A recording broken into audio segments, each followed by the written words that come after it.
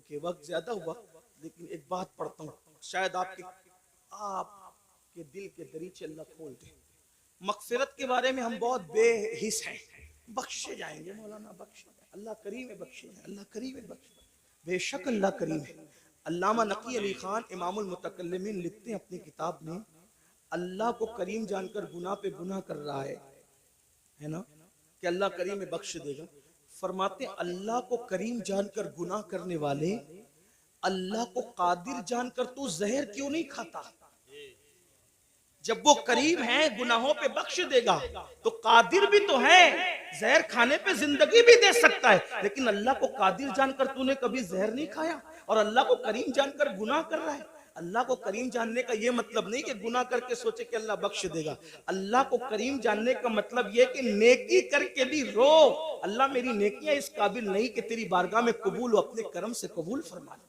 अल्लाह गुनाह तो गुनाह, अगर नेकी का सवाल कर ले तो हम अपने अल्लाह को नेकी का जवाब नहीं दे सकते। जो इतने चैन से बैठे हैं ना मेरे भाई, जब जिस दिन एहसास होगा कि मगफिरत किस चीज का नाम है तो आपको पता चलेगा। हजरत सैयदना इमाम जाफर सादिक का जिक्र है। इमाम जाफर सादिक को लोग इतना ही जानते हैं कि हम उनकी कूड़े की न्यास करते हैं, बस इतना ही जानते। लेकिन जानते हैं ये इमाम जाफर सादिक गौसे आजम से पहले अपने दौर के गौसे आजम है। मकामे गौसियत कुबरा पर फाइज इमाम जाफर सादिक। कौन इमाम जाफर सादिक? जिनकी जूतियां इमाम आजम अबू हनीफा जैसे लोग सीधा करते थे। और इमाम आजम कहते हैं कि अगर 2 साल ना होते इमाम जाफर सादिक की सोहबत के तो नौमान हलाक हो गया होता। ये इमाम जाफर सादिक। लेकिन वो जाफर सादिक जिसकी सोहबत को इमाम आजम अपनी कुल उम्र का सरमाया कहते हैं, जब उस इमाम जाफर सादिक से लोग मुसाफा करते, हम लोगों से भी लोग करते हैं, इमाम जाफर सादिक से भी लोग मुसाफा करते थे। दाता साहब लिखते हैं कि जब इमाम जाफर सादिक से कोई मुसाफा करता था तो इमाम जाफर सादिक उसका हाथ पकड़ लेते। ध्यान देना, तवज्जो करना, गौर से सुनना और फिर सोचना इस पर कि हम कहां हैं। इमाम जाफर सादिक जिसके नसब में किसी को कोई इख्तिलाफ नहीं जी, इतना मजबूत सिलसिलतुल ज़हब है कि जाफर सादिक बेटे हैं इमाम मोहम्मद बाकिर के, वो बेटे इमाम ज़ैनुल आबिदीन के, वो बेटे इमाम हुसैन के, और वो बेटे हैं हजरत मौला अली के, और वो शौहर सैयदा फातिमा के, और वो शहजादी रसूलुल्लाह की। ये सिलसिलतुल ज़हब उनका नसबनामा है। हाँ, अब इमाम जाफर सादिक से कोई मुसाफा करने आता तो आप उसका हाथ पकड़ते और हाथ पकड़कर फरमाते वादा कर, वादा कर कि अगर क़यामत में तेरी बख्शिश हो गई तो तू अल्लाह की बारगाह में मेरी सिफारिश करना कि अल्लाह जाफर सादिक को बख्श दे, उसको माफ कर दे। तवज्जो करें, अगर इस स्टेज पर ये जो बड़े बड़े उलमा, मुफ्तियान किराम, सादात किराम बैठे हैं, मुफ्ती आफाक साहब के साहबजादे हैं और भी उलमा हैं, अगर कोई किसी आम आदमी का हाथ पकड़ के कहे कि अगर तेरी बख्शिश हो गई तो तू मेरी सिफारिश कर देना, मगफिरत मेरी करवा देना, तो वो कहेगा कि हजरत ये कैसी बात कर रहे हैं आप लोग अल्लाह वाले लोग हैं, हम आवाम में से हैं, हमारी ना गुस्ल है सही है, ना हमारी तहारतें सही है, ना हमारे नमाज पढ़ने का तरीका आता है, आप ऐसी कैसी बात कर रहे हैं।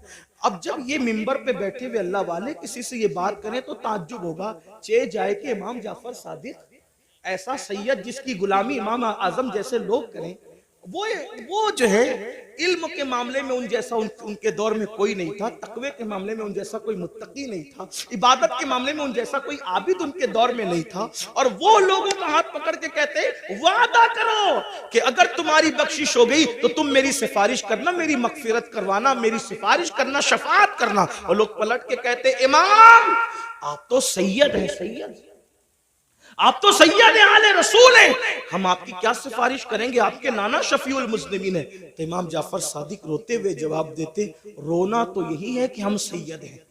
तवज्जो करें, कहते रोना तो यही है कि हम सैयद हैं, क्योंकि हम इस बात से डरते हैं कि हमारे नाना को हम मुंह क्या दिखाएंगे, नाना को मुंह दिखाने की हिम्मत नहीं है क़यामत के दिन।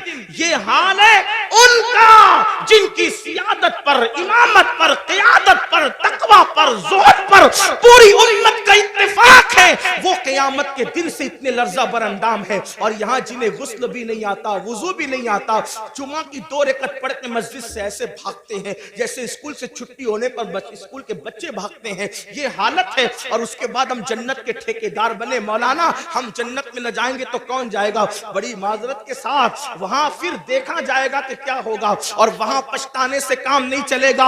आज ले उनकी पनाह, आज मदद मांग उनसे, फिर न मानेंगे। क़यामत में अगर मान गया, आज रातों को जाय करने वालों, आज रातों को फजूल गुजारने वालों, वक्त को बर्बाद करने वालों, ये जिंदगी का कीमती सरमाया अल्लाह ने पहली और आखिरी मर्तबा दिया है। खुदा के लिए इसको जाय न करो, इसको फजूल बर्बाद न करो, वरना मौत की बात पछताना होगा। मौत के बाद सिवाय पछताने के कुछ हाथ नहीं आएगा। लेकिन उस दिन का पछताना, अल्लाह अकबर, कोई फायदा न देगा। उसके बाद मेरे और तुम्हारे आका सल्लल्लाहु अलैहि वसल्लम फरमाते हैं, कुछ लोग ऐसे होंगे, अल्लाह अकबर, जब वो अपनी कब्रों से उठेंगे, ये तीसरा ग्रुप है, ये तीसरा टोला है जो अपनी कब्रों से उठेंगे। इस हालत में उठेंगे कि उनके पेट पहाड़ों की जैसे बड़े बड़े पेट होंगे और उनके पेटों के अंदर सांप, बिच्छू और आग दहक रही होगी।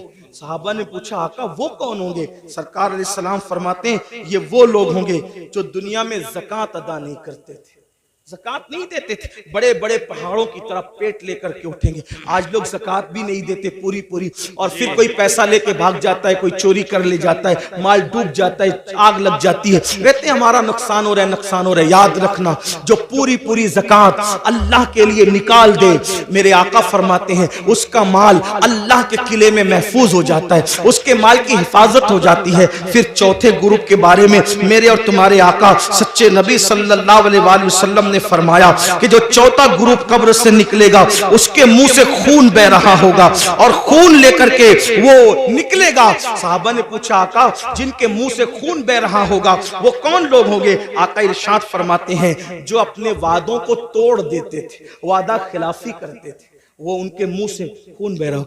आज मैं समझता हूं कि शायद वादा खिलाफी को गुनाह भी नहीं समझते लोग। देखें, हालांकि मेरे आका अलैहिस्सलाम ने फरमाया, मोमिन और मुनाफिक में फर्क ये है कि मोमिन जब वादा करता है तो पूरा करता है, और मुनाफिक वादा करता है उसको पूरा नहीं करता, तोड़ देता है। कितने वादे करते हैं, अल्लाह से वादा किया उसका ख्याल नहीं, पीर से वादा किया उसका ख्याल नहीं। आइए वादे की वफा के हवाले से एक हदीस सुने की रिवायत। अल्लाह अकबर, अभी ऐलान नबूवत नहीं हुआ, ऐलान नबूवत से पहले अल्लाह के रसूल अलैहिस्सलातु व तस्लीम बाजार गए। बाजार जाने के बाद अल्लाह के हबीब अलैहिस्सलाम को एक शख्स ने कहा, यहाँ रुको, मैं अभी आता हूँ। उसने कहा, रुको, अभी आता हूँ। और आका ने उससे वादा कर लिया, ठीक है, जब तक तुम नहीं आओगे मैं यहीं ठहरूंगा, यहीं रुकूंगा। और उसके बाद वो शख्स गया और जाकर के भूल गया कि मैं किसी से वादा करके आया हूं या वादा लेकर आया हूं कि मैं अभी आता हूं। और उसने वादा कर लिया कि ठीक है, तुम्हारे आने तक मैं रुकूंगा। फिर क्या हुआ? 3 दिन गुजर गए। 3 दिन के बाद जब वो शख्स आया तो अल्लाह के रसूल वहीं पर मौजूद थे। उसने पूछा, आप यहाँ? फरमाया, तुमसे मैंने वादा किया था कि जब तक तुम नहीं आओगे मैं यहीं रुका रहूंगा, इसीलिए मैं यहाँ रुका रहा। और फिर मेरे आका ने न उससे लड़ाई की, न झगड़ा किया, न उसको डांटा, बल्कि सिर्फ एक जुमला कहा, ऐ शख्स, तूने मुझे मुशक्कत में मुब्तला कर दिया, तूने मुझे तकलीफ में मुब्तला कर दिया। ये ऐलान नबुव्वत से पहले का वादे का वफा करना था। जब मेरे आका ने नबुव्वत का ऐलान किया तो यही वाकया उस शख्स के ईमान लाने का सबब बन गया कि जो शख्स इंसान से किया हुआ वादा उसके साथ बेवफाई नहीं करता, वो झूठा नहीं हो सकता, वो सच्चा है। तो जो वादे के खिलाफ करे, आज तो ये भी होता है कि किसी लड़की से प्यार की बात की, मोहब्बत की बात की, अफेयर की बात की, रिश्ते की बात की, और फिर का तेरे साथ शादी करेंगे, और फिर शादी के नाम पे उसका शबाब लूट लिया, उसके साथ ज़िना कर लिया, उसके साथ सारी रंगरेलियां मना ली, सारा खेल कूद कर लिया, और उसके बाद का अब तेरे साथ शादी नहीं करेंगे क्योंकि तू इस काबिल नहीं है, तेरे अंदर ये ऐब है, ये ऐब है, ये ऐब है। याद रखना, किसी पे जुल्म करने वालों, अच्छी तरह याद रखना, पहली बात तो अफेयर करना जायज न था, पहली बात तो नाजायज ताल्लुकात करना जायज न थे, पहली बात तो किसी लड़की से दोस्ती करना जायज न थी, और अगर की थी और वादा किया था अल्लाह अकबर तो ज़िना और उसके साथ तन्हाइयां जायज न थी। अल्लाह अकबर, अब उसका शबाब लूट कर उसमें ऐब निकाल कर उसको छोड़कर ऐसे भागते हो जैसे फूलों का रस चूस करके भौरा भाग जाता है, दोबारा उधर का रुख नहीं करता। तितलियां फूलों का रस चूस कर दोबारा उधर का रुख नहीं करती। किसी के शबाब से खिलवाड़ करके, किसी के हुस्न से खिलवाड़ करके, किसी की आबरू से खिलवाड़ करके फिर उसको छोड़कर नए शिकार की तलाश में जाने वालों, जानबूझ करके किसी की आबरू के साथ सौदा करने वालों, सुनो अल्लाह के हबीब अलैहिस्सलाम इरशाद फरमाते हैं, फकी अबुल्लाह समरकंदी अपनी किताब में लिखते हैं कि अगर किसी ने किसी चिड़िया से भी खेलकर उसकी जिंदगी को खत्म किया होगा, किसी ने किसी चिड़िया की जिंदगी से खेला होगा, न खाने की हाजत थी, न शरई कोई मामला था, सिर्फ अपने नफ्स के लिए चिड़िया से खेला और उसको मार डाला, खेलते खेलते उसकी जिंदगी को खत्म कर दिया। आका फरमाते हैं वो मरी हुई चिड़िया जिसकी जिंदगी से तुमने खिलवाड़ किया था, जब कयामत का दिन होगा तो अल्लाह की अदालत में फरियाद करेगी, मौला आज अदल का दिन है, आज इंसाफ का दिन है, मौला मुझे अदल चाहिए, इस शख्स ने मेरी जिंदगी से खिलवाड़ किया था। आका फरमाते हैं उस नन्ही सी चिड़िया की शिकायत बिजली की घन गरज की तरह होगी, जैसे बिजली कड़कती है वैसे नन्ही सी चिड़िया की आवाज में घन गरज होगी, और जिसकी शिकायत चिड़िया कर रही होगी उसका हाल ये होगा, वो पहाड़ों जैसी नेकियां लेकर आएगा। अल्लाह इरशाद फरमाएगा आज अदल का दिन है, आज इंसाफ का दिन है, और फिर मेरा अल्लाह फरमाएगा जिसने चिड़िया की जिंदगी से खिलवाड़ किया आज उसकी नेकियां नहीं देखी जाएगी, इसको मुंह के बल घसीटते हुए जहन्नम में डाल दिया जाए। आपसे पूछना चाहता हूं, नफ्स के पुजारियों से पूछना चाहता हूं, नफ्सानी ख्वाहिशात में डूबे हुए इंसानों से पूछना चाहता हूं, अगर किसी छटाक भर की चिड़िया की जिंदगी से खेला होगा तो पहाड़ों जैसी नेकियां रद्द हो जाएगी और इंसान जहन्नम का ईंधन बनेगा। जिसने लड़कियों की जिंदगी से खेला होगा, आबरू से खेला होगा, उसका अंजाम क्या होगा? अल्लाह के बंदो, ये दुनिया ही सब कुछ नहीं है, ये दुनिया की रंगरेलियां ही सब कुछ नहीं है, ये दुनिया के मजे और मस्ती सब कुछ नहीं है, ये दुनिया का ऐशो आराम सब कुछ नहीं है। उस दिन के बारे में डरो जिस दिन के बारे में कुरान कहता है यौम यक़ूमुर रूह वल मलाइका सफ़्फ़न ला यतकल्लमून इल्ला मन अज़िन। उस दिन जिब्रील अमीन और सारे फरिश्ते अल्लाह की हैबत से कांपते होंगे, किसी में कलाम करने की जुर्रत नहीं होगी। उस दिन अपना क्या होगा? जिस दिन अंबिया की जबान पे नफ्सी नफ्सी होगा, उस दिन अपना क्या हाल होगा? इसलिए लोग लड़कियों की जिंदगी से तो खेलते हैं, खुद की बीवी का अगर सालन में नमक ज्यादा हो जाए तो तलाक दे दे, मारे पीटे। याद रखना, अच्छी तरह याद रखना, ये दुनिया है, यहाँ ऐश करने, आराम करने, जुल्म करने नहीं भेजा। कुरान कहता है अल्लज़ी खलकल मौत वल हयात लियब्लुवकुम अय्युकुम अहसनु अमला, कि अल्लाह ने जिंदगी और मौत को इसलिए पैदा किया कि अल्लाह तुम्हें आजमाए कौन थोड़ी सी जिंदगी को पाकर अच्छा अमल करता है। उसके बाद अब ये आखिरी बात तस करूंगा, इसके बाद बात पूरी कर लेंगे, इसलिए कि वो 12 लोगों का जिक्र करने जाएंगे तो शायद रात के 3 बजेंगे, और मेरी आदत है इससे पहले कि लोग जिक्र इलाही से उकता जाए, हमें अपनी बात मुकम्मल करनी चाहिए। और लोग कहें चुप हो जाओ, इससे पहले हमें खुद ही चुप हो जाना चाहिए। ये आदाब महफिल भी है और ये शराफत की निशानी भी है। तो मैं इसी पे बात पूरी करूंगा, फिर किसी दिन मौका मिला इंशाल्लाह तो, या तो आजकल तो बयानात यूट्यूब पर आते ही रहते हैं, किसी भी जगह मुकम्मल हो जाएगी तो आप तक पहुंची जाएगी इंशाल्लाह। ये 5वीं बात है, लेकिन इसको ध्यान से सुनो, और ये आखिरी बात है आज की महफिल। अल्लाह के रसूल अलैहिस्सलाम फरमाते हैं 5वां टोला जब कब्र से निकलेगा तो उनके जिस्म से मुर्दार की बदबू आए, मुर्दार की बदबू, और वो मुर्दार की बदबू लेकर के अपने कब्र से उठेंगे। साहबा ने पूछा हुजूर वो कौन होंगे? आका फरमाते वो लोग होंगे जो दुनिया में छुप छुप कर गुनाह करते, तन्हाई में गुनाह करते, पोशीदा तौर पे गुनाह करते, लोगों के सामने नेकियां और तन्हाई में गुनाह। ऐसे लोगों के लिए अल्लाह फरमाता है जो लोगों के सामने नेकी करके तन्हाई में गुनाह करें, मैं उनके साथ ऐलाने जंग करता हूं। और दूसरी हदीस में आता है कि हबाअम मंसूरा की तफसीर करते हुए अल्लाह के रसूल ने खुद फरमाया, आका फरमाते हैं, साहबा ने पूछा हुजूर ये हबाअम मंसूरा का मतलब क्या है, कि अल्लाह उनकी नेकियों को जर्रे की तरह बिखेर देगा। तो आका फरमाते हैं जो तन्हाइयों में गुनाह करते थे अल्लाह उनकी नेकियों को ऐसे बिखेर देगा जैसे रोजोन के जर्रात होते हैं, जो सिर्फ धूप में नजर आते हैं, इतने बारीक कर देगा अल्लाह, यानी इतनी बेवकत हो जाएगी उनकी नेकियां कि अल्लाह ताला उनके जर्रे जर्रे कर देगा, उनकी नेकी कोई काम की नहीं होगी। और अल्लाह पाक उनकी नेकियों को रद्द फरमाएगा। वल आक़िबतु लिल मुत्तकीन, आखिरत तो मुत्तकियों के लिए है। इस सिलसिले में हजरत ज़ैद एक बात बयान करते हैं, फरमाते हैं मैं कब्रिस्तान गया, जब कब्रिस्तान पहुंचा तो एक दरख्त को टेक लगाकर मैं बैठ गया, इसलिए कि मैं चाहता था कि कब्रों को देख करके इबरत हासिल करूं। ऐसे ही मैं टेक लगा के बैठ गया तो मैंने क्या देखा, मेरी आंख लगी। आंख लगी तो दिल की आंखें बेदार हुई, मैंने ख्वाब देखा कि लोग अपनी अपनी कब्रों से उठ रहे हैं, किसी के उजले लिबास है, किसी के मैले लिबास है, कोई कैसा है कोई कैसा है। लेकिन एक शख्स को मैंने देखा, जब वो उसकी कब्र से उठा, उसकी कब्र से, तो एक आसमान से आग की चैन जंजीर आई और उसके हलक में डाली गई, और वो उसके हलक से गुजरते हुए पेट, और पेट के बाद फिर नीचे के मकाम से वो जंजीर निकल गई, और वो चीख रहा था, चिल्ला रहा था, और चीखते चिल्लाते कहता था मुझ पर ये क्या अजाब हो रहा है, क्या मैं नमाज नहीं पढ़ता था, क्या मैं रोजा नहीं रखता था, क्या मैं रमजान शरीफ के रोजे नहीं रखता था, क्या मैंने हज नहीं किया था, क्या मैंने उम्रे नहीं किए थे, क्या मैंने सदका नहीं दिया था, क्या मैंने ज़कात नहीं दी थी, क्या मैं फला नेक काम नहीं करता था।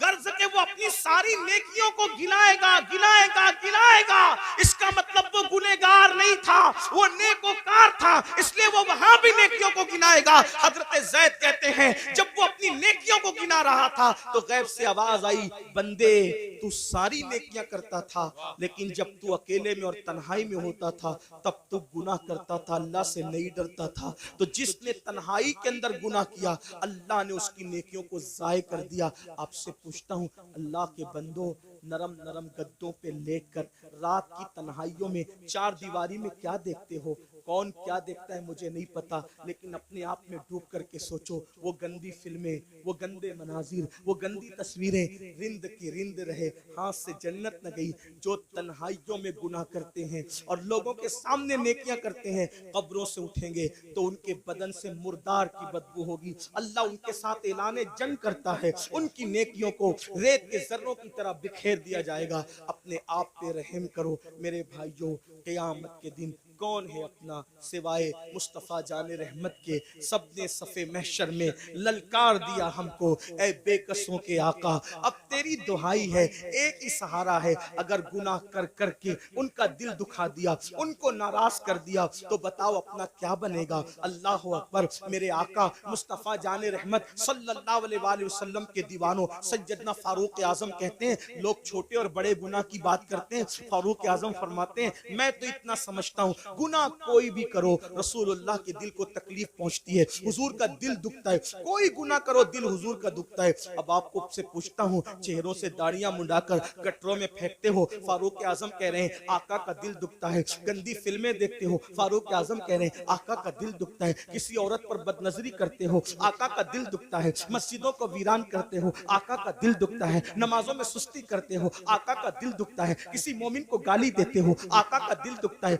इतना रसूलुल्लाह का दिल कब्र अनवर में दुखाओगे, और उसके बाद मैदान महशर में जब शफाअत की भीख लेने के लिए उनकी बारगाह में पहुंचोगे, अल्लाह न करे अगर उन्होंने मुंह फेर लिया और मुंह फेर करके ये कहा, ओ मुनाफिक झूठे, मुझसे इश्क का दावा करता था और मेरे दिल को छलनी छलनी करता था, मेरे दिल को दुखाता था, मेरे दिल को तकलीफ पहुंचाता था। बताओ भाइयों, जब सबने ललकार दिया होगा तो उसी आमिना के लाल का सहारा होगा, मेरे आका अलैहिस्सलात व तस्लीम की शफाअत होगी। अगर वो भी मुंह फेर लें, हालांकि उनके करम से ऐसी उम्मीद नहीं है, लेकिन उनकी मिजाज की नजाकत बेचैन भी करती है। हजरत जिगर मुरादाबादी ने कहा था कि इस उम्मत यासी से न मुंह फेर खुदाया, नाजुक है बहुत गैरत सुल्तान मदीना। मेरे आका की गैरत बहुत नाजुक है। कितनी नाजुक है इतना अंदाजा कर ले।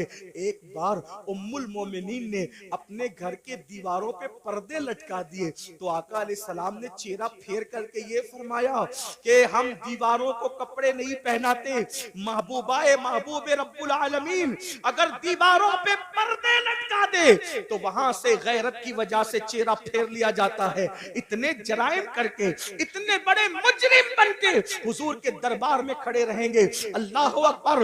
अगर उनकी गैरत की नजाकत ने मुंह फेर लिया, कहां जाओगे, किसके पास जाओगे, किसके दरवाजे पे दस्तक दोगे?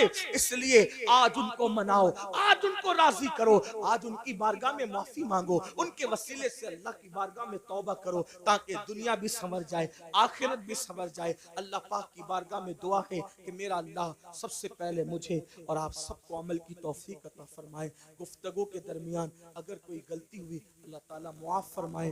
अस्तगफिरुल्लाह रब्बी मिन कुल्ली ज़ंबिन व अतूबु इलैहि व मा अलैना इल्लल बलाग। अस्सलामु अलैकुम।